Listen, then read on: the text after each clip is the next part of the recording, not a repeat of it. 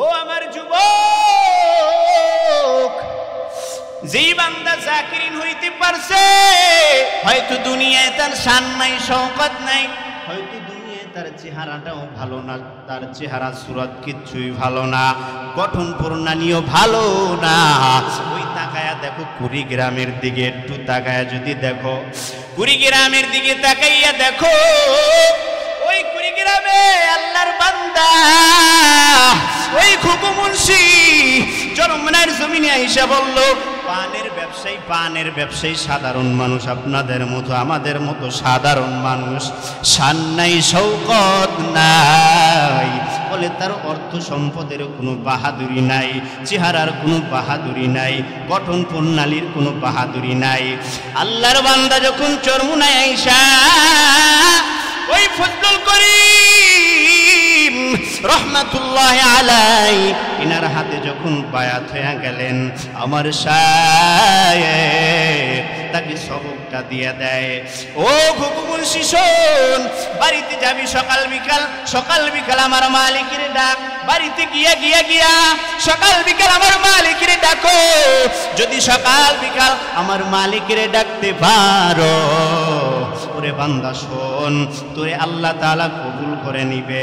এই খুকু মুন্সি পানের ব্যবসায়ী সাধারণ মানুষ আল্লাহর কাছে কিভাবে দামি হয়েছে জানেন? বান্দা দুনিয়া থেকে চলে গেলেন, এমন ভাবে জিকির করতেন, মানুষ তার আসল নামকে বদলায়া দিয়া নাম দিয়ে দিল ঘুঘু মুন্সি। কারণ জিকির করতে করতে বান্দার ঘেডিটা যখন নয়া গেল, সবাই তার নাম দিয়ে দেয় ঘুঘু মুন্সি। ওরে দুনিয়ার মানুষ শুনে নাও, মৃত্যু হয়ে গেল বান্দার। মৃত্যুর পর 30 বছর পর ওই বান্দার লাশ একদিন কুড়িগ্রামে বড় একজন আল্লাহর ওলি ছিলেন, হঠাৎ করে এই ব্যক্তি স্বপ্নে দেখতেছেন ঘুঘু মুন্সি আইসা হাজির হয়ে গেল।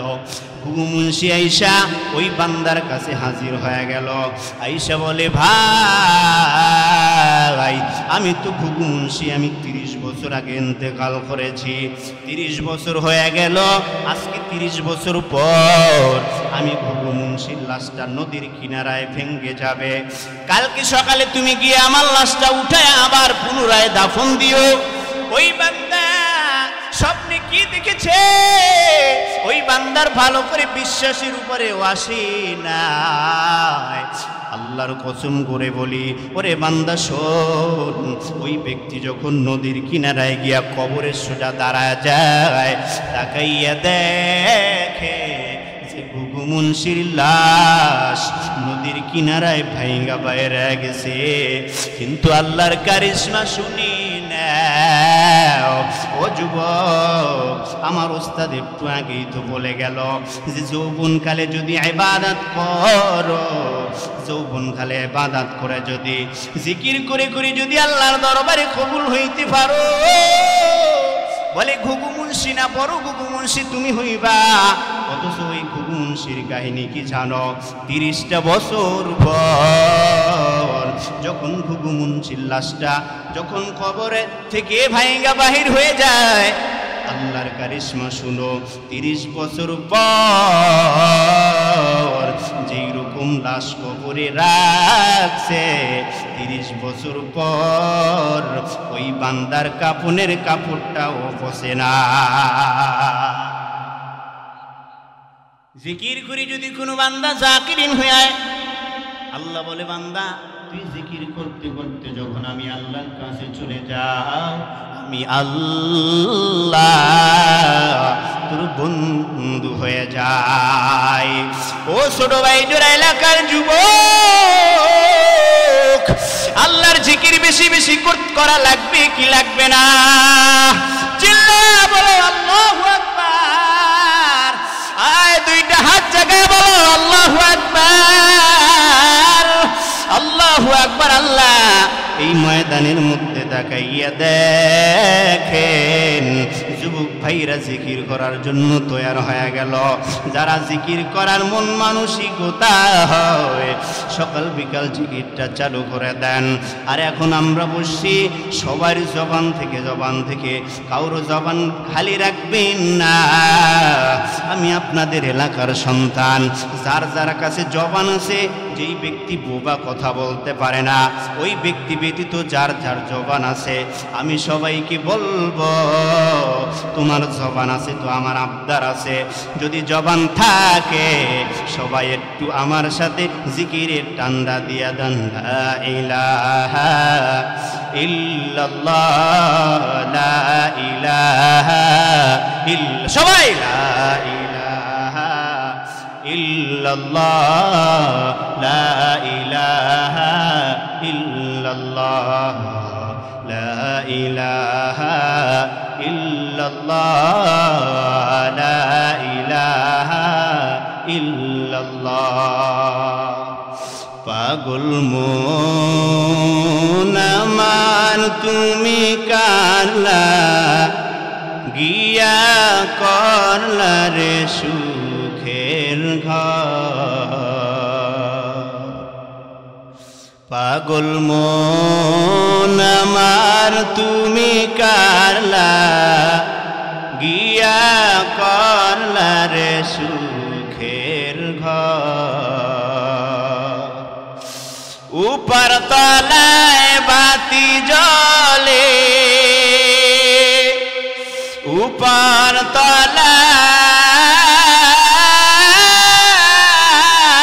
তলায় বাতি জ্বলে, নিচতলাতে অন্ধকার তুমি কারলা, গিয়া করলা রে সুখের ঘর। সবাই পাগল মন আমার তুমি কারলা, গিয়া করলা রে সুখের ঘর। ভাই বলো বন্ধু বলো, নয়তো কেউ আপন তোমারি। ভাই বলো বন্ধু বলো,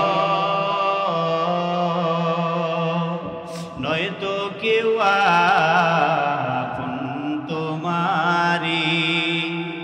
দু চারটা দিনকে দেখে হো, দু চারটা দিনকে দেখে হো, রাখবে না যে খোঁজ খবর তুমি কারলা, গিয়া করলা রে সুখের ঘর। পাগল মন আমার তুমি কারলা, গিয়া করলা রে সুখের ঘর। ছোট ভাই জোড়া প্রাইমারি স্কুল মাঠে যুব সমাজের উদ্যোগে একদিন ব্যাপী ওয়াজ মাহফিল ও হালকায় জিকিরে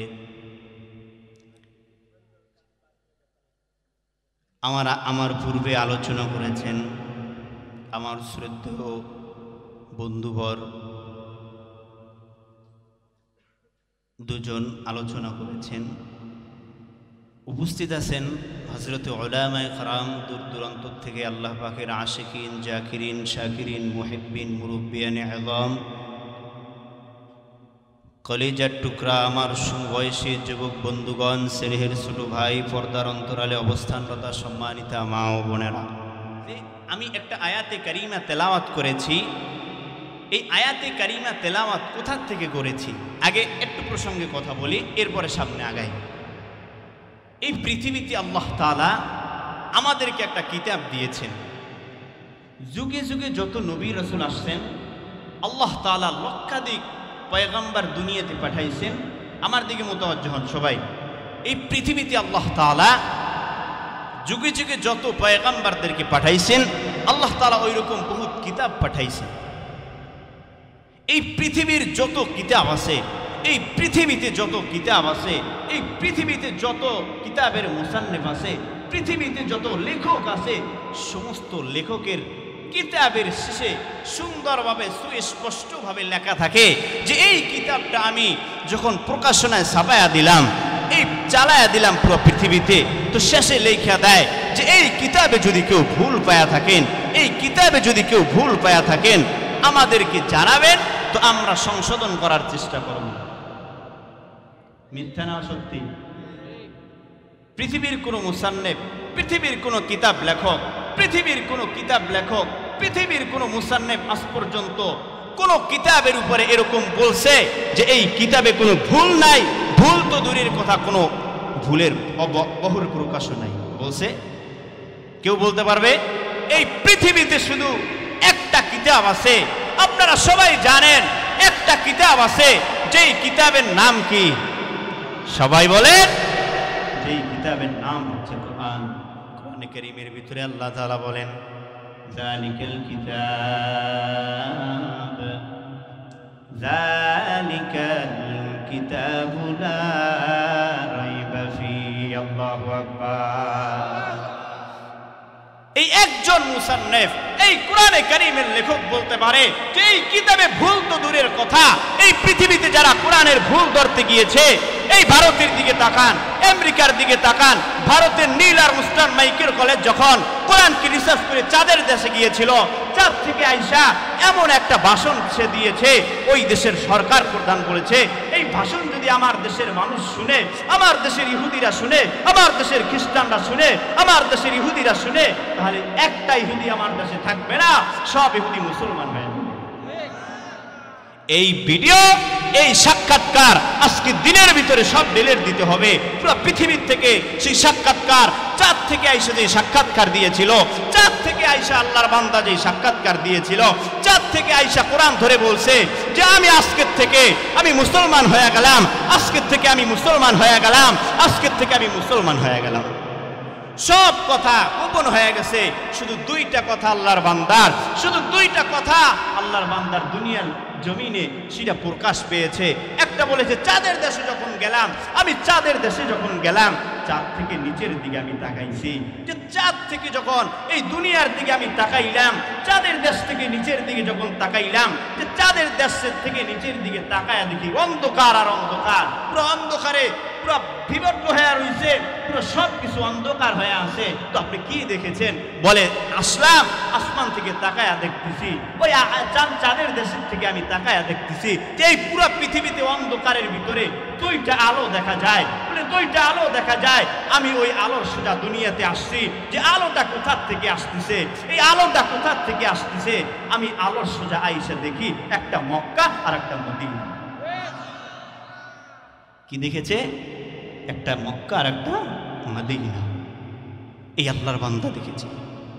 এই কোরআনকে রিসার্চ যারাই করছে, এই কোরআনকে রিসার্চ যারাই করছে আছে, যারা বৈজ্ঞানিক আছে, বুদ্ধিজীবী আছে, যারা মেধাবী আছে, সব মানুষ যারা রিসার্চ করেছে, আল্লাহর কসম করে বলি সবাই মুসলমান হইতে বাধ্য হয়েছে। কোরআন সত্য না মিথ্যা? এই পৃথিবীতে এমনও কলিজাওয়ালা ছেলে আছে না যারা কোরআনকে অবমাননা করে? আছে না নাই? এই পৃথিবীতে এখনো আছে। এই পৃথিবীর জমিনে, এই বাংলাদেশের জমিনে এখন এমন মানুষ আছে যারা কোরআনের অপব্যাখ্যা করে, কোরআনকে অস্বীকার করতে চায়, আবার আল্লাহর রসুলকে নিয়ে অস্বীকার করতে চায়, আল্লাহর রসুলের ব্যাপারে কটূক্তি করে এমন বান্দা আছে না নাই? সবাই সতর্ক থাকবেন, সবাই সতর্ক থাকবেন, সবাই সতর্ক থাকবেন।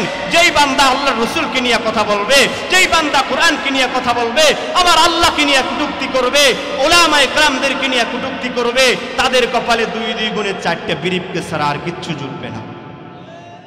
মনে হয় বুঝতে পারেন নাই?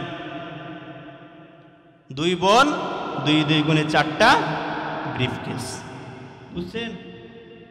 দুই বোন, 13টা বছর বাংলাদেশে জুলুম চালিয়েছে, 13টা বছর আমাদের জবানকে বন্ধ করে দিয়েছেন, 13টা বছর আল্লামা মামুনুল হকের জবানকে বন্ধ করে দিয়েছেন, 13টা বছর পর্যন্ত আল্লামা ফয়জুল করিমকে বন্ধ করে দিয়েছেন, 13টা বছর চট্টগ্রামের জুনায়েদ আল হাবিবকে বন্ধ করে দিয়েছেন, আয়নাগর সাজাইছে, বড় বড় খুন খারাপির সমস্ত রেকর্ডগুলো আমরা দেখতে পাইতেছি। ও বান্দা শোনো, আমার এইটা বলার উদ্দেশ্য না, আমার উদ্দেশ্য হচ্ছে পৃথিবীতে যখন জুলুম আসবে, পৃথিবীতে যখন জুলুম আসবে, আল্লাহ তাআলা ওই জুলুমের বিচার করবেই। চাই আপনি করেন, উলামায়ে কেরাম জুলুম করবে, উলামায়ে কেরাম জুলুম করবে তো তার বিচার আল্লাহ তাআলা করবেই করবে। আরে তোমরা তো শুধু বাংলাদেশ নিয়ে জুলুম করছো, অ্যাডলফ হিটলার তো পুরো পৃথিবীকে নিয়ে জুলুম করেছিল যে আমার পুরো পৃথিবীতে আমার রাজত্ব চলবে। আল্লাহ তাআলা বলে, হিটলার শোন, তুই আরেকজনের হাতেও তোর মৃত্যু হবে না, নিজের মাথায় তুই নিজে গুলি দিয়া এই আল্লাহর বান্দা দুনিয়া থেকে চলে গেছে। এজন্য কোরআনের অপব্যাখ্যা যারা করবে, আলেম ওলামাদেরকে দেখেন, বাংলাদেশে 90% মানুষ মুসলমানের রাষ্ট্রে ওলামায়ে কেরামদেরকে জেলখানায় বন্দি করে দেয়, এমন কলিজা এই বাংলার জমিনে এখনো দেখা যায় কিনা? যারাই ক্ষমতায় আছে, আমি বলবো জুলুম করবেন না, কোনো গরিব মানুষের সাথেও জুলুম করবেন না, কোনো মেধাহীন মানুষের সাথেও জুলুম করবেন না, কোনো ধরনের কোনো মানুষের সাথে জুলুম করবেন না, তো আল্লাহ তাআলা আপনার দামকে বাড়ায় দিবেন। পারবেন তো ইনশাআল্লাহ? তো আমি যেই কথাই ছিলাম, যে মহাগ্রন্থ আল কোরআন এত সম্মানিত কিতাব, এই কিতাবকে আল্লাহ তাআলা এত সম্মানী করে বানাইছে যে কিতাবে ভুল নাই, ভুলের অপপ্রকাশও নাই, কোনো ভুল নাই। এই কোরআনে কারীম থেকে আমি আপনাদের সামনে ছোট্ট একখানা আয়াতের টুকরা তেলাওয়াত করেছি। আল্লাহ তাআলা এই আয়াতের আলোকে আপনাদেরকে কিছু কথা আমাকে বলার, আপনাদেরকে ধৈর্য ধারণ করে শোনার তৌফিক দান করুন। সকলেই করি আমিন। আরো জোরে বলেন আমিন। আল্লাহ তাআলা বলেন, ওয়ামা খালাকতুল জিন্না ওয়াল ইনসা ইল্লা লিয়াবুদুন। আল্লাহ বলে, আমি পৃথিবীতে যত মানুষ আমি আল্লাহ বানাইলাম এবং যত জিন জাতিকে আমি আল্লাহ দুনিয়ায় বানাইলাম, যত মানুষ আমি আল্লাহ দুনিয়ায় বানাইছি, যত জিন জাতিকে আমি আল্লাহ বানাইছি, সবাইকে আমার ইবাদত করার জন্য বানাইছি। কি করার জন্য? জোরে চিল্লায়া বলেন, কি করার জন্য? আল্লাহ তাআলা ইবাদত করার জন্য আল্লাহ আমাদেরকে বানাইলেন। আল্লাহ তাআলা বলে, বান্দা আমি ইবাদত করার জন্য তোকে বানাইলাম, তুই দুনিয়ায় যা কিছু করবি সব হবে আমি আল্লাহর ইবাদত। ও ভাই চিল্লায়া বলেন, আমরা যে এই ময়দানে আসলাম, কোরআনে কারীমের কথা ওলামায়ে কেরাম বলছে, হইতেছে এইগুলা কি দিনের কথা না? এ জায়গায় আসলে কি সব হয় না পাপ হয়? ওরে বান্দা শুনো, যেই বান্দাটা এই ময়দানে এসে বসতে পারছে, এই বান্দাটা, এখন অনেক মানুষ তো আছে রাস্তাঘাটে প্রচারিং হয়েছে, মাইকিং হয়েছে, সারা তালতলির ভিতরেও তো মাইকিং হয়ে গেল, কিন্তু সবাই আসতে পারে না। আল্লাহ যারে কবুল করছে ওই বান্দায় আসছে। আপনি আসছেন, আমি বলেছি আল্লাহ তাআলা দুনিয়াতে আমাদেরকে ইবাদত করার জন্য বানাইছে। ওরে বান্দা শুনো, যেই বান্দাটা এই যখন আপনারা এই ময়দানে আসার জন্য বাড়ির থেকে রওনাটা দিয়েছেন, ও বান্দা শুনে নেন, আমাদের কাদের ভিতরে আল্লাহ তাআলা দুইজন ফেরেশতা নিযুক্ত করে দিয়েছেন। দুই দল ফেরেশতা আল্লাহ নিযুক্ত করে দিয়েছেন।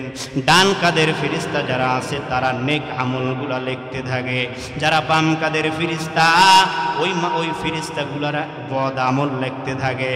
ওরে বান্দা শুনে নেন, ও বান্দা যেই মানুষগুলা এই ময়দানে আসার জন্য 2 দিন আগের ভিতরে নিয়তটা করে দিয়েছেন, ডান কাদের ফেরেশতার কাজ, বাম কাদের ফেরেশতার কাজ কি জানেন? জানেন। যারা ডান কাদের ফেরেশতা আছে এরা হলো সরদার, বাম কাদের ফেরেশতা যারা আছেন এরা এই ডান কাদের ফেরেশতার অনুমতি নিয়ে এরপরে গুনাহ লেখে। ডান কাদের ফেরেশতার দায়িত্ব হলো যখন কোনো বান্দা যখন নেক আমল করার নিয়তটা করে দেয়, নেক আমল করার নিয়ত করে ওই বান্দা যখন নিয়তটা করে দেয়, বলে নিয়ত করা মাত্র ওই যেই নেক আমলটা করতে চেয়েছে ওই নেক আমল করলে যেই সওয়াব, ওই সওয়াব আল্লাহ তাআলা তার আমল নামায় দিয়া দেয়।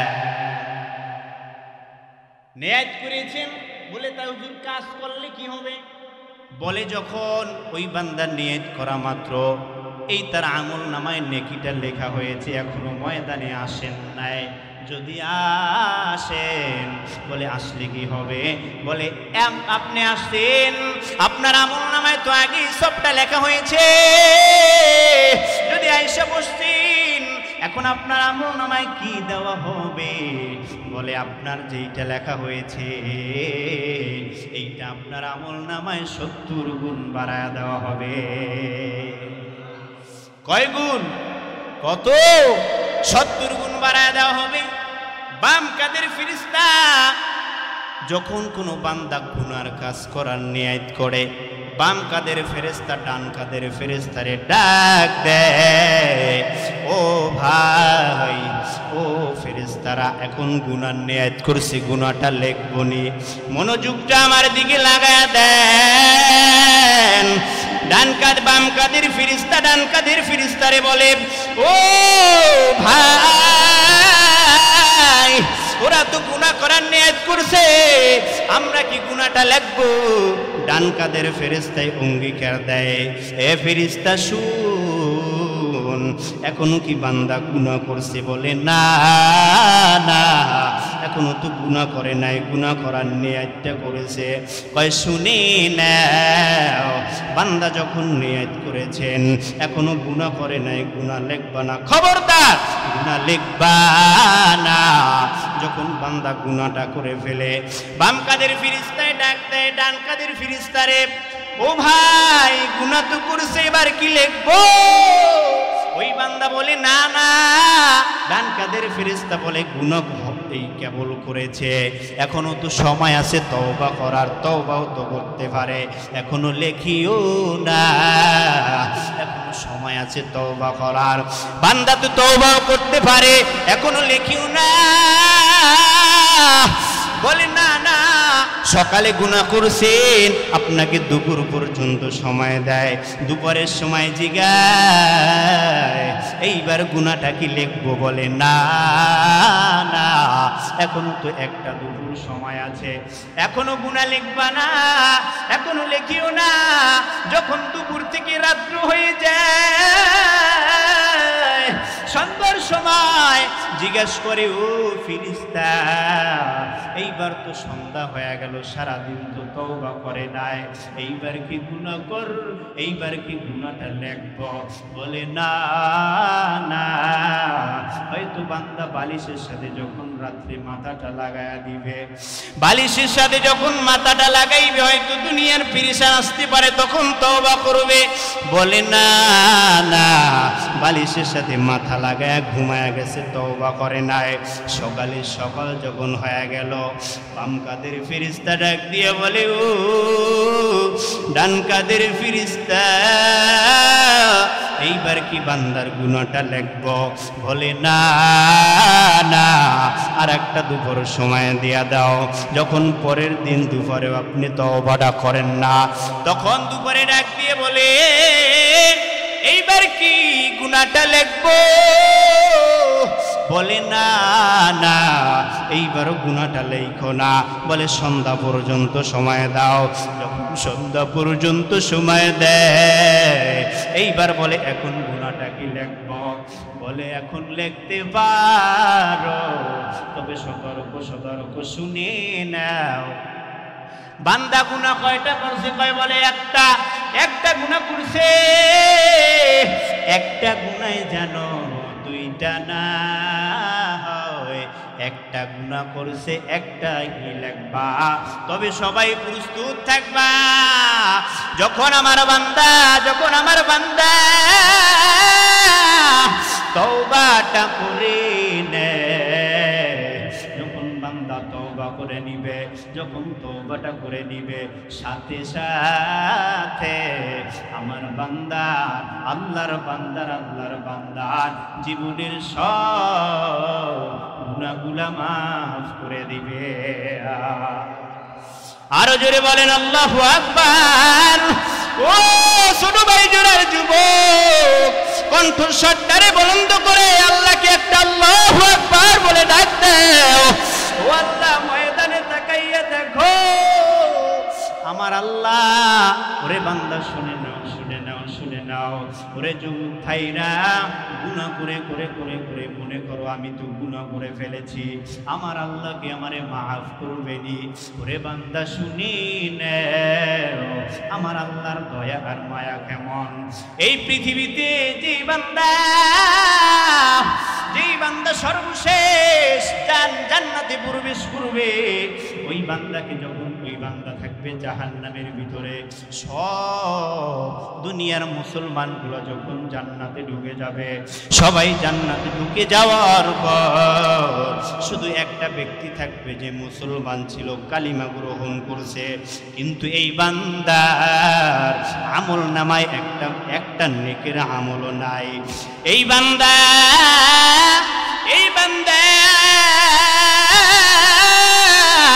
যখন জাহান্নামে থাকবে, জাহান্নাম থেকে যখন জাহান্নামের শিয়ারি থাকবে, শিয়ারির থেকে তাকায়া উপরের দিক তাকাইবে, তাকায়া দেখবে উপরে একটা মাঠ দেখা যায়। এই মাঠটা খালি মাঠের মতো দেখা যায়। ওই বান্দা শিয়ারি দিয়া উপরে উঠতে থাকবে, শিয়ারি দিয়া উপরে উঠতে থাকবে। যখন একেবারে কাছের শিয়ারি পর্যন্ত উঠে যাবে, যখন উঠে যাবে, আবার টস করে ভিতরে ঘুরে যাবে, আগুনের ভিতরে পুরে সারকার হয়ে যাবে। আবার এই বান্দা উঠতে থাকবে, যখন উঠে যাবে, প্রথম শেষ শিয়ারিতে উঠে আবার পড়ে যাবে। এই বান্দা যখন আবার তৃতীয়বার উঠবে, আবার উঠে যাবে, আবার টাস করে জাহান্নামের ভিতরে পড়ে যাবে। ওরে দুনিয়ার মানুষ, ভালো করে শুনে নাও। যখন চতুর্থবার উঠে যাবে, যখন উঠে যাবে, উঠা ডাক দিয়ে বলবে, দয়ার মালিক, জীবনটা তো অন্ধকার হয়ে গেল, এত বছর জাহান্নামের আগুনে জ্বলতে আমার জীবনটা কয়লা। ও দয়ার মালিক, আপনি আমাকে জাহান্নাম থেকে উঠাইছেন, ও দয়ার মালিক, আমাকে দয়া করেছেন। এই কথা বলে সামনে তাকায়া দেখবে একটা বৃক্ষ, একটা গাছ দেখা যায়। ওই গাছটার দিকে তাকায়া মালিকের কাছে আবদার করবে আর বলবে, দয়ার মালিক, ও দয়ার মালিক, ওই গাছের নিচে আমার একটু নিয়ে দেন, ওই গাছের নিচে থাকবো আর ওই গাছের ছায়া অনুভব করব। গাছের নিচে আবার ঝর্ণা, ওই ঝর্ণা থেকে আমি পানি পান করব। যখন এই কথা বললেন, আল্লাহ তাআলা ডাক দিয়ে বলবে, বান্দারে, এই কথা বলছো, তবে একটা সতর্কবাণী শুনি নাও। বলে, কি সতর্কবাণী? আল্লাহ বলে, ও বান্দা, এই একটা আবদার করছো, আর সামনে কিন্তু আবদার করা যাবে না, সামনে আর আবদার করাও যাবে না। বলবে, আল্লাহ ঠিক আছে, আর আবদার করব না।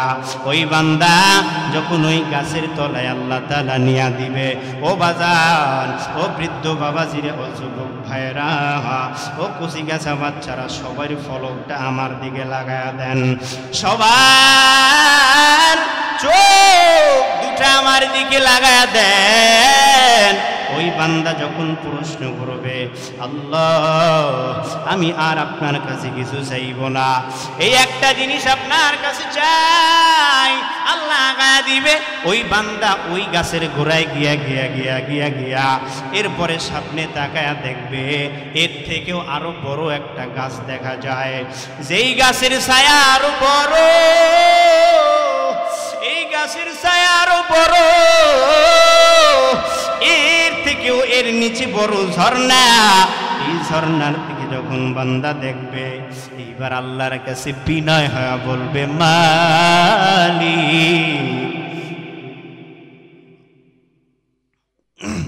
বলবে ও দয়ার মালিক, ও দয়ার মালিক, আয় আল্লাহ আমি ওয়াদা করেছিলাম আমি আপনার কাছে আর কোনো আবদার করব না, কিন্তু মালিক আর একটা আবদার যদি শুনো, বলবে বান্দা তুই তো একটা আবদার কইরা বলছিলি আর আবদার করবো না, আবার কেন আবদার করলি? বলে মালিক নম্র হয়ে বিনয় হয়ে মালিকের কাছে বলবে, মালিক আর একটা আবদার আমার শুনেন। বলবে কি আবদার? বলে আল্লাহর একটা সামনে তো আর একটা গাছ দেখা যায়, বলবে আল্লাহ ওই গাছের কিনারায় আমার একটু নিয়ে দেন, যদি নিয়ে দেন আমি ওয়াদা করতেছি, ওয়াদা করতেছি, ওয়াদা করতেছি আমি আর কোনোদিন আমি ওয়াদা ভঙ্গ করব না। এরপরে সামনে আর কিছু চাবো না। ওই বান্দা আরো সামনে চলে গেলেন, আল্লাহ ফেরেশতাদেরকে বললেন ওরে আরো গাছের সামনে নিয়ে দাও। সামনের গাছের ভিতরে যখন চলে যায় ওই বান্দা কিছুদিন ওই গাছের কিনারায়, ওই গাছের কিনারায় থাকার পর তাকায় সামনে তাকায় দেখে আর একটা গাছ দেখা যায়, যেই গাছটা স্বয়ং জান্নাতের সামনে। ওই বান্দা ডাক দিয়ে মালিককে বলবে, মালিক আমি তো বড় ওয়াদা ভঙ্গকারী, আমার মতো ওয়াদা ভঙ্গকারী পৃথিবীতে আর কেউ নাই। ওই বান্দা বলবে, মালিক ও আল্লাহ তুমি আমারে আর একটা ওই গাছটার সামনে একটু নিয়ে দাও। যখন আল্লাহ তাআলা ডাক দিয়ে বলবে, ওয়াদা ভঙ্গকারী তুই তো বারবার ওয়াদা করেছো, ওয়াদা করেছো আবার ওয়াদা ভাঙছো, ওরে বান্দা তুই শোন শোন এত ওয়াদা ভাঙ্গ কেন করো? ওই বান্দা ডাক দিয়ে বলবে, মালিক আয় আল্লাহ আমি ওয়াদা ভঙ্গকারী, আমি স্বীকার করি আমি ওয়াদা ভঙ্গকারী। আয় আল্লাহ জীবনে তো মনে হয় জান্নাতে যাওয়া হবে না, আয় আল্লাহ জান্নাতে যাইতে পারি আর না পারি, ও মালিক আমার একটু ওই জান্নাতের কিনারায় নিয়ে দাও, ওই গাছটার তলে আমারে নিয়ে দাও। যখন ওই গাছটার কিনারায় ফেরেশতাদেরকে আল্লাহ অর্ডার করবে, এ ফেরেশতারা আমার বান্দারে নিয়ে দে, যখন নিয়ে দিবে এরপর আল্লাহ নিচ থেকে বলবে, এ বান্দা আরো কিছু চাও না আসেনি বল। ওই বান্দা বলবে, আল্লাহ আর নাই। বলবে আল্লাহ বলবে, বান্দারে এ বান্দা শোন ওই জান্নাতের গেটটা কি দেখো? বলে হ্যাঁ আল্লাহ দেখতেছি। বলবে এই জায়গা দিয়া প্রবেশ কর, এই জান্নাত আমি তোরে দিয়া দিলাম। আল্লাহ বলবে জান্নাত তোরে দিয়া দিলাম। ওই বান্দা আল্লাহকে বলবে, মালিক আপনি এত বড় দয়াশীল মায়াশীল, এত বড় রহমান, আপনিও কি মজা করেন? কি বলবে? আপনিও কি মজা করেন? হযরত ইবনে আব্দুল্লাহ ইবনে মাসউদ রাদিয়াল্লাহু তাআলা আনহু, হাদিস মুসলিম শরীফের ভিতরে আছে, ওই ব্যক্তি আব্দুল্লাহ ইবনে মাসউদ রাদিয়াল্লাহু তাআলা আনহু এই হাদিস যখন মানুষের সামনে বর্ণনা করলেন তখন তিনিও মুস্কি করে হাসি দিয়ে দিলেন। যখন বক্তব্য শেষ তার শ্রোতারা জিজ্ঞেস করতেছেন, হে আব্দুল্লাহ ইবনে মাসউদ আপনি তো বক্তব্য দিয়ে কোনোদিন হাসেন না, আজকে কেন হাসলেন? আব্দুল্লাহ ইবনে মাসউদ ডাক দিয়ে বলে, শুনো আমি কেন হেসেছি। বলে, কেন হাসছো, কেন হাসছো? বলে, এই হাদিসটা যখন আল্লাহর রাসূল সাহাবায়ে কেরামদেরকে শোনাচ্ছিলেন, সাহাবায়ে কেরাম সবাই হাইসা দিয়েছিলেন। বলে, এই ঘটনা। বলে, আরো মজার ঘটনা। বলে, এই কথা যখন মেরাজের সময় আল্লাহ তাআলা আল্লাহর রাসূলকে বলছিলেন, তখন আল্লাহর রাসূলও হাইসা দিয়েছিলেন। বলে, এতটুকু শেষ না, মুসলিম শরীফের ভিতরে আছে যে এই হাদিস আল্লাহর রাসূলকে যখন মেরাজের সময় আল্লাহ তাআলা বলেছেন, বলে বলার সময় আল্লাহ তাআলা নিজেও হাইসা দিয়েছে। সুবহানাল্লাহ।